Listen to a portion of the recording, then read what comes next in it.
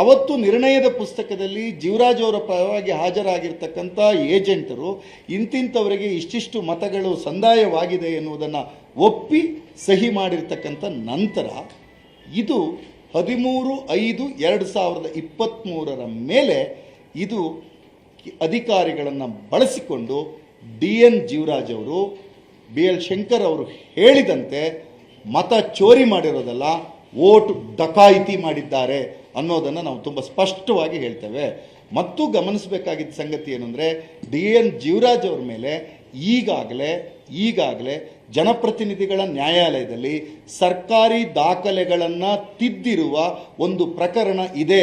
ಆದ್ದರಿಂದ ಇವರಿಗೆ ದಾಖಲೆಗಳನ್ನು ತಿದ್ದುವ ಚಾಳಿ ಇದೆ ಅನ್ನುವಂಥದ್ದು ತುಂಬ ಸ್ಪಷ್ಟವಾಗಿ ಇದರಿಂದ ಗೊತ್ತಾಗ್ತಾ ಇದೆ.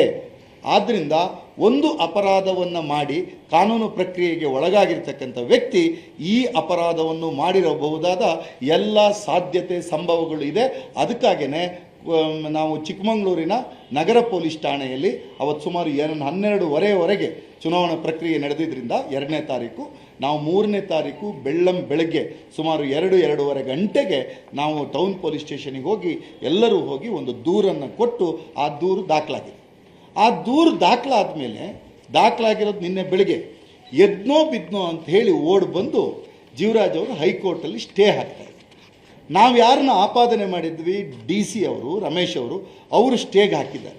ಅವರಿಗೆ ಸ್ಟೇಗೆ ಹಾಕ್ತಕ್ಕಂಥದ್ದು ಹಕ್ಕಿರ್ಬೋದು, ಆದರೆ ಸಾರ್ವಜನಿಕರ ಎದುರುಗಡೆ ನಾವು ಮಂಡಿಸ್ತಕ್ಕಂಥ ಪ್ರಶ್ನೆ ಅವರನ್ನು ಯಾರೂ ಸಹಿತ ಅರೆಸ್ಟ್ ಮಾಡೋಕ್ಕೆ ಹೋಗಿರಲಿಲ್ಲ.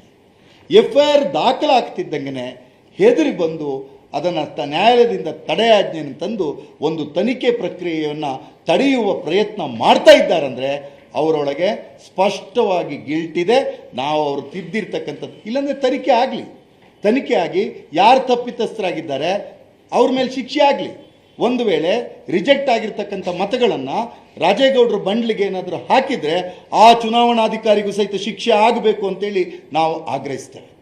ಆದರೆ ಅದೆಲ್ಲವನ್ನು ಬಿಟ್ಟು ತಡೆಯಾಜ್ಞೆ ತರ್ತಕ್ಕಂಥ ಪ್ರಯತ್ನವನ್ನು ಜೀವರಾಜ್ ಅವರು ಏನು ಮಾಡ್ತಾ ಇದ್ದಾರೆ, ಅದರ ಮೂಲಕ ಅವರೊಳಗೆ ತಪ್ಪಿದೆ ಅನ್ನುವುದನ್ನು ಸ್ವತಃ ಅವರೇ ನಿರೂಪಿಸಿಕೊಳ್ತಕ್ಕಂಥ ಪ್ರಯತ್ನವನ್ನು ಮಾಡ್ತಾ ಇರೋದು ನಮ್ಮೆಲ್ಲರ ಎದುರುಗಡೆ ಗೊತ್ತಾಗ್ತಾ ಇದೆ.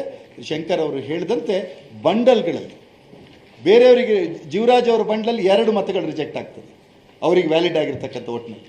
ರಾಜೇಗೌಡರ ಬಂಡಲ್ಗಳಲ್ಲಿದ್ದಂಥ ಒಂದು ರೌಂಡಿನ ಮತಗಳ 170ಕ್ಕೆ 170 ಮತಗಳು ಸಹಿತ ಡಬಲ್ ಎಂಟ್ರಿ ಅಂತ ರಿಜೆಕ್ಟ್ ಆಗುತ್ತೆ.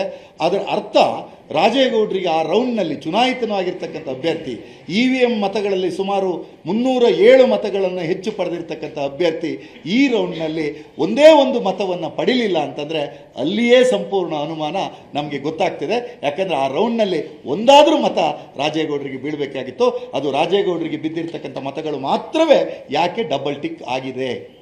ಇದು ಭಾರಿ ಪ್ರಮುಖವಾದ ಸಂಗತಿ.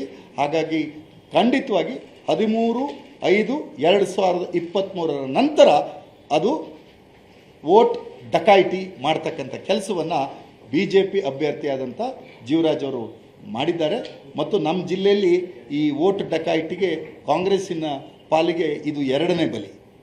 ಮೊದಲ ಬಲಿ ಆಗಿರೋದು ಇಲ್ಲೇ ಕೂತಿರ್ತಕ್ಕಂಥ ಗಾಯತ್ರಿ ಶಾಂತೇಗೌಡ. ಅದು ತುಂಬ ಸ್ಪಷ್ಟವಾಗಿ ವೋಟ್ ಚೋರಿ, ಇದು ವೋಟ್ ಡಕಾಯಿತಿ. ಹಾಗಾಗಿದ್ದರಿಂದ ಈ ರೀತಿಯಾಗಿ ಆ ಚಟುವಟಿಕೆಗಳನ್ನು ಮಾಡಿದ್ದಾರೆ. ಆದ್ದರಿಂದ ರಾಜೇಗೌಡರಿಗೆ ನ್ಯಾಯವನ್ನು ಪಡಿತಕ್ಕಂಥ ನಿಟ್ಟಿನಲ್ಲಿ ಕಾಂಗ್ರೆಸ್ ಪಕ್ಷ ಜಿಲ್ಲಾಧ್ಯಕ್ಷರಿಂದ ಹಿಡಿದು ಪಕ್ಷದ ಎಲ್ಲ ನಾಯಕತ್ವಗಳು ಸಹಿತ ಅವರ ಜೊತೆಗೆ ನಿಲ್ಲುತ್ತೆ. ನನಗೆ ಅನ್ಯಾಯ ಆಗಿದೆ. 201 ವೋಟ್ಗಳ ಮತದಿಂದ ಗೆದ್ದಂಥ ನನ್ನನ್ನು ಸಿಂಧು ಮತಗಳನ್ನು ಅವ್ರು ಮಾರ್ಕ್ ಮಾಡೋಕೆ ಮುಖಾಂತರ ವ್ಯಾಲಿಡ್ ಬ್ಯಾಲೆಟ್ಸ್ ಏನಿತ್ತು ಅದನ್ನು ಇನ್ವ್ಯಾಲಿಡ್ ಬ್ಯಾಲೆಟ್ಸನ್ನು ಮಾಡಿ ಏನು ಇವತ್ತು ಅವ್ರು ಗೆದ್ದರು ಅಂತ ಘೋಷಣೆ ಮಾಡಿಕೊಂಡಿದ್ದಾರೆ. ಇದು ಸಂವಿಧಾನ ಬಾಹಿರ. ಜೊತೆಗೆ ಮುಖಂಡರು ಹೇಳ್ದಂಗೆ ಇದು ವೋಟ್ ಚೋರಿ ಅಲ್ಲ, ವೋಟ್ ಡಕಾಯಿತಿ. ಇದು ಸ್ಪಷ್ಟವಾಗಿ ಎಲ್ರಿಗೂ ಗೊತ್ತಾಗ್ತದೆ. ಈ ಬಗ್ಗೆ ಏನು ಆ ಚುನಾವಣೆಯ ಅಧಿಕಾರಿಗಳು ನೇಮಕ ಆಗಿದ್ದರು ಅವರೆಲ್ಲರ ಅಭಿಪ್ರಾಯ ಕೂಡ ಇದೇ ಆಗಿದೆ. ಹಾಗಾಗಿ ಆ ವರದಿಗಳು ಕೂಡ ಎಲೆಕ್ಷನ್ ಕಮಿಷನ್ಗೂ ಹೋಗಿದ್ದಾವೆ, ಸರ್ಕಾರ ಮಟ್ಟಕ್ಕೂ ಹೋಗಿದೆ, ನ್ಯಾಯಾಲಯಕ್ಕೂ ಕೂಡ ಅದು ಸಲ್ಲಿಸ್ತಾರೆ ಅನ್ನೋ ಒಂದು ಮಾತನ್ನು ಈ ಸಂದರ್ಭದಲ್ಲಿ ಹೇಳಲಿಕ್ಕೆ ಬಯಸ್ತೇನೆ.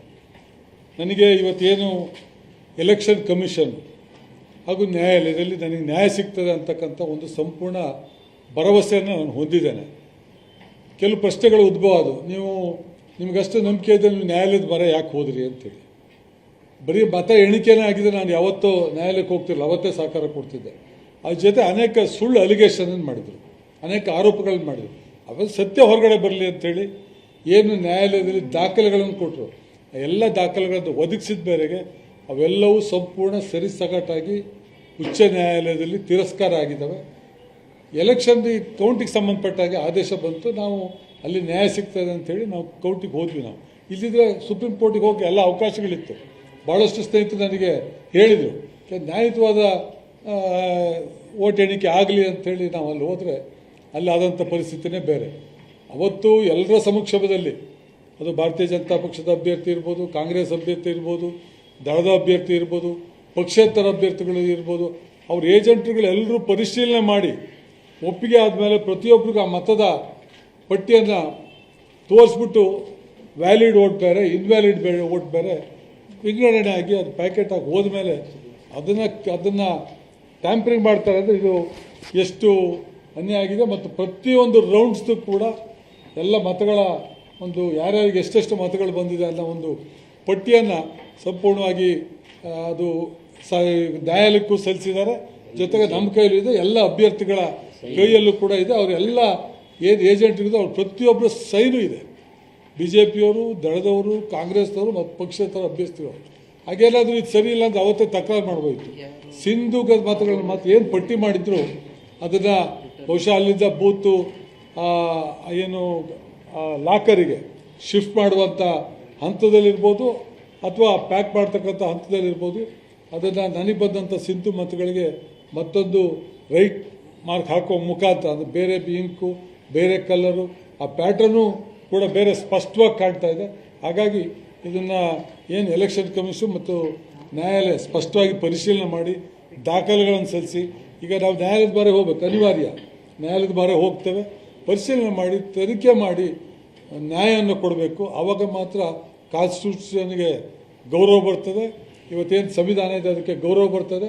ಇದೇನಾದರೂ ಇದು ನ್ಯಾಯ ಸಿಕ್ಕಲಿಲ್ಲ ಅಂದರೆ ಮುಂದೆ ಇಡೀ ದೇಶಾದ್ಯಂತ ಈ ಒಂದು ಪರಿಸ್ಥಿತಿ ನಿರ್ಮಾಣ ಆಗಬಹುದು. ಹಾಗಾಗಿ ಅದನ್ನು ತಡೆಯೋದಕ್ಕೋಸ್ಕರ ನ್ಯಾಯಾಲಯ ಮತ್ತು ಎಲೆಕ್ಷನ್ ಕಮಿಷನ್ ನ್ಯಾಯವನ್ನು ಕೊಡೋದ್ರಲ್ಲಿ ಎಲ್ಲ ರೀತಿಯ ಸಮಗ್ರ ತನಿಖೆ ಆಗಲಿ.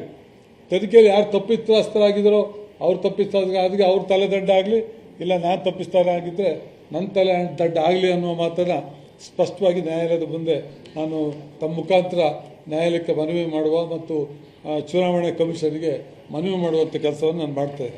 ನಮ್ಮ ಕಾರ್ಯಕ್ರಮಗಳನ್ನು ನೀವು ನೋಡ್ತಾ ಇದ್ರೆ ನಮ್ಮ ಚಾನೆಲ್ ಅನ್ನ ಸಬ್ಸ್ಕ್ರೈಬ್ ಮಾಡಿ, ಪಕ್ಕದ ಬೆಲ್ ಐಕಾನ್ ಒತ್ತಿ ನಮ್ಮನ್ನ ಬೆಂಬಲಿಸಿ. ಹಾಗೆ ನಮ್ಮ ಕಾರ್ಯಕ್ರಮಗಳನ್ನ ಲೈಕ್ ಮಾಡಿ, ಕಮೆಂಟ್ ಮಾಡಿ, ಅದನ್ನ ಬೇರೆಯವರಿಗೂ ವಾಟ್ಸ್ಆಪ್ ಮೂಲಕ ಶೇರ್ ಮಾಡಿ. ನೀವು ಹೀಗೆ ಮಾಡಿದಾಗ ನಮ್ಮ ಚಾನೆಲ್ ಮತ್ತಷ್ಟು ಜನರಿಗೆ ತಲುಪಲು ನೀವು ನಮ್ಮೊಂದಿಗೆ ಸಹಕರಿಸಿದ ಹಾಗಾಗುತ್ತೆ. ಇದು ನೀವು ಯಾವುದೇ ಖರ್ಚಿಲ್ಲದೆ ಕೆಲವೇ ಸೆಕೆಂಡುಗಳಲ್ಲಿ ನೀಡಬಹುದಾದ ಸಹಕಾರ. ಧನ್ಯವಾದಗಳು.